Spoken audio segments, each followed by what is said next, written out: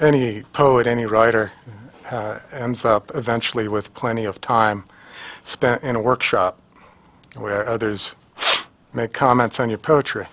And this is a poem that comes from the experience of being in a workshop.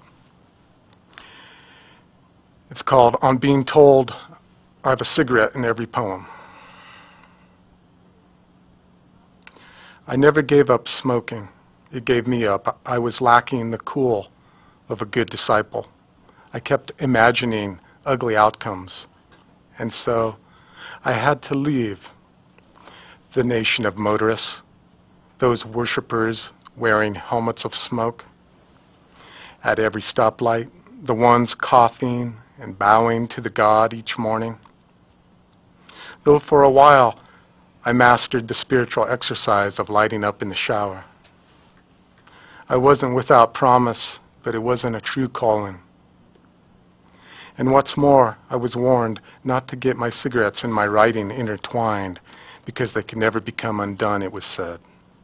And that was bad, so I quit, but my poems never did. They smoke like Kerouac, one behind their ear, one in their hand, one in their mouth, even more rolled up in the sleeves of their T-shirts. Cigarettes rise through the black ink face of these words like pigeon bones from the soil of an alley. And sure, I'd been told that none of the ancients smoked. Not a single one of the old canon of bearded dead men died of lung cancer. In fact, they didn't even know what a cigarette was, though somehow, despite this staggering handicap, still continued to write. I have a hard time believing this.